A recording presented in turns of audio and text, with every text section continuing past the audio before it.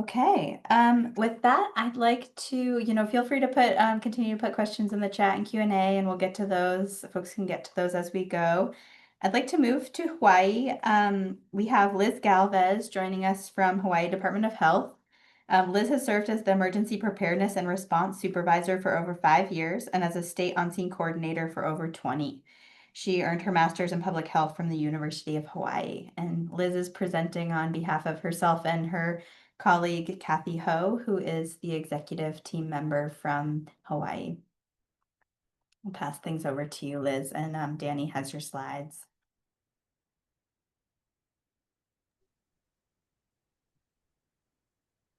Thank you.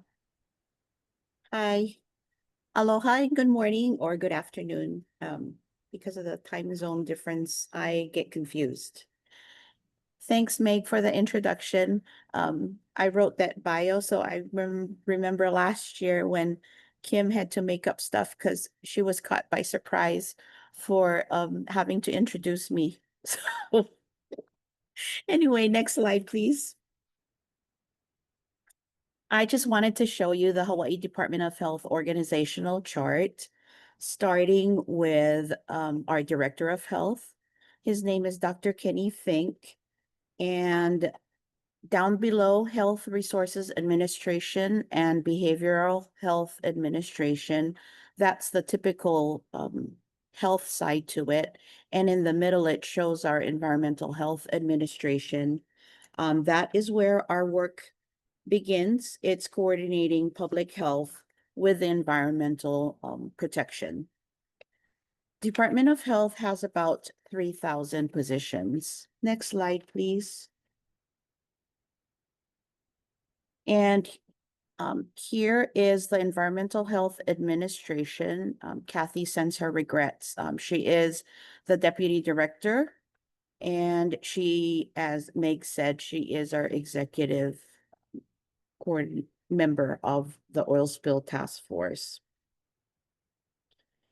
There are about 300 positions within the Environmental Health Administration. And we work closely with the local agencies, other state agencies, and federal agencies. With the federal agencies, it would be the Environmental Protection Agency, Coast Guard, NOAA, other state agencies such as Department of Land and Natural Resources, and for local, mostly with the fire hazmat, and the police department. What we all do is we all work together to prevent and mitigate incidents that could affect public health or the environment. Next slide, please. So our authority to respond primarily comes from these environmental laws, the Hawaii Environmental Response Law, and our Hawaii State Contingency Plan. This pretty much mimics the federal Superfund, but what's different is that oil is included as a hazardous substance. So in addition, we also have the clean water, hazardous waste, solid waste, drinking water, and clean air to stand by beside us. And these authorities are what we use to ensure that when a release happens, that we are able to respond legally. Next slide, please. Our funding source is the Environmental Response Revolving Fund. Since 1990s, we have been getting 5 cents tax per barrel of petroleum products. What's really interesting about this is now the tax that the state collects is about $1.05, but since the 1990s, we've been getting 5 cents tax per barrel. And in addition, civil penalties from environmental enforcement. This structure allows Hawaii to maintain our emergency readiness without relying solely on federal funding. And I need to note that the current response that we're doing, our money doesn't go far. I just found out yesterday that our credit cards were being declined just for rental cars. Next slide, please. So what I'll be talking about next is a removal response with strong collaboration with our other agencies. And this following incident is still ongoing. It exemplifies the strong collaboration and continued communication that is necessary to have a successful response.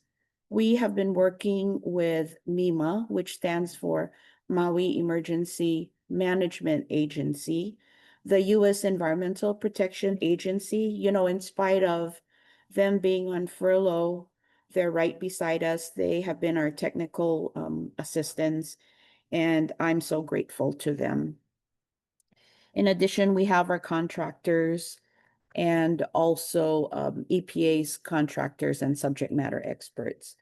And this following incident that I'm going to be talking about demonstrates how teamwork, science, and action protect both people and the environment. Next slide, please. Okay, this is called the Ukumehami Mile Marker 13.5 Wildfire Reduction Risk Project. And this year, actually, this is the Oil Spill Task Force, and I should be talking about oil spill incidents. However, I kind of segue because I was thinking Oil Spill Task Force, our vision is no spilled oil. And similarly, the state of Hawaii has a bold energy agenda, and that is to achieve 100% clean energy by the year 2045. One of the objectives of this is an initiative at accelerating the adoption of electric vehicles or EVs in Hawaii. And EVs are great, alternative energies are great. However, one of the challenges we face, as I'm sure the rest of the country, is as we transition to a clean energy future, is the disposal of lithium-ion batteries. Next slide, please. Ukumehame is located on West Maui, and it's in a broader area of Maui, but includes towns like Lahaina, where we had a devastating wildfire, wind-driven, in 2023 that killed over 100 people. This area has had a lot of fires, and this is a highly vulnerable, it's highly vulnerable to rapid fire spread due to invasive vegetation and shrub, dry conditions. And in addition, in this particular area, there was also an encampment-related ignition risk. Next slide, please. And this picture just shows, vegetation and shrub. However, if you can see, there's like white dots. Well, those are all, it's an encampment area. And first of all, the vegetation by itself can serve as a vegetation for fire. However, amidst all of that are over 150 vehicles, and some of them contain lithium-ion batteries. I was told that at night when people would drive, by the highway, which is, you can see the highway there, that place would be lit. And what some people were doing was daisy chaining all of these lithium-ion batteries to create power for them. Next slide, please. As you know, these unstable batteries pose a severe risk of thermal runaway, which is a self-sustaining reaction that can lead to intense fires, explosions, and release of toxic gases. And we found over 31 damaged, defective, or recalled lithium-ion batteries and other electric vehicle batteries. Next slide, please.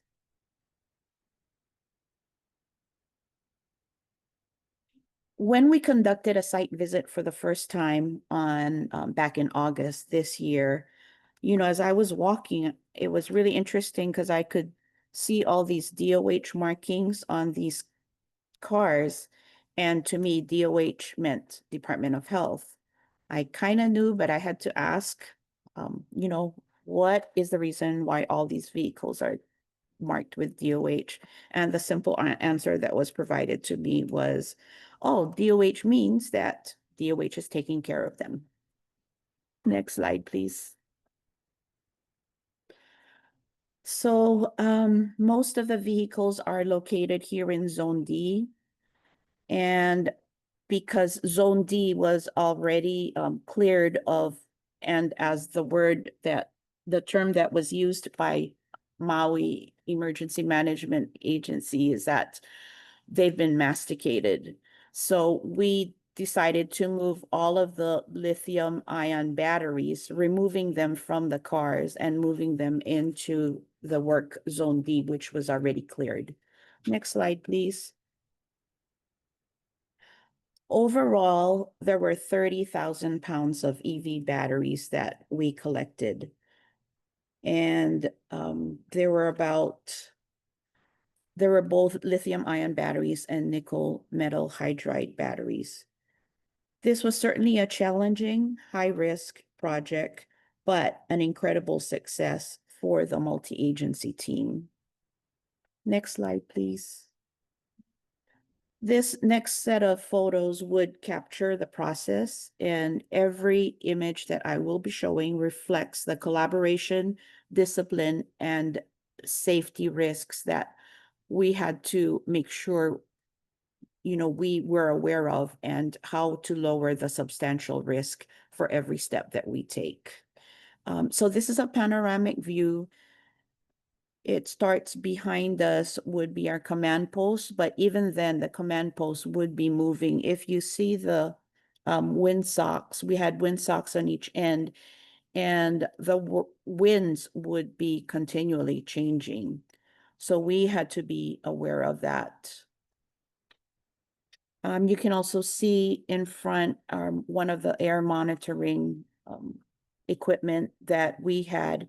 And, we were very grateful for EPA because they assisted us with that. And they also brought their air monitoring equipment. Next slide, please.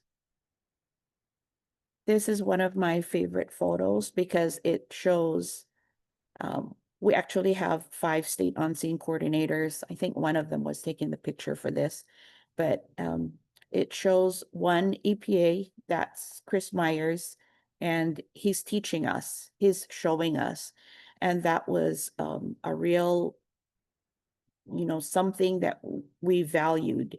He, EPA, were teaching us so that we could do this ourselves next time. Next slide, please.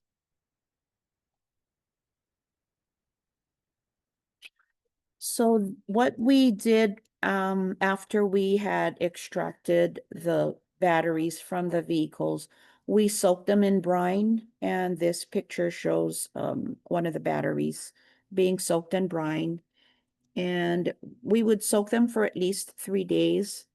And one of the terms that I learned during this response is that they would say, "Oh, it's a spicy battery."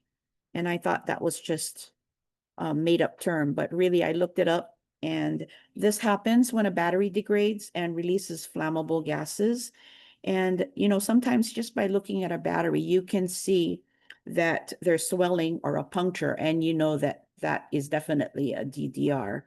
However, for some of the batteries, you can't tell at all. It could be a brand new battery, and thermal runaway can still happen. And the picture on the right shows that the brine, you can really, the battery would catch on fire underwater. So that's how scary these things are. Next slide, please. This shows the other part of our treatment process. This shows an excavator.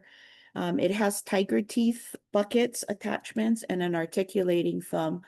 So the equipment operator would essentially crush these batteries so that they would no longer be batteries.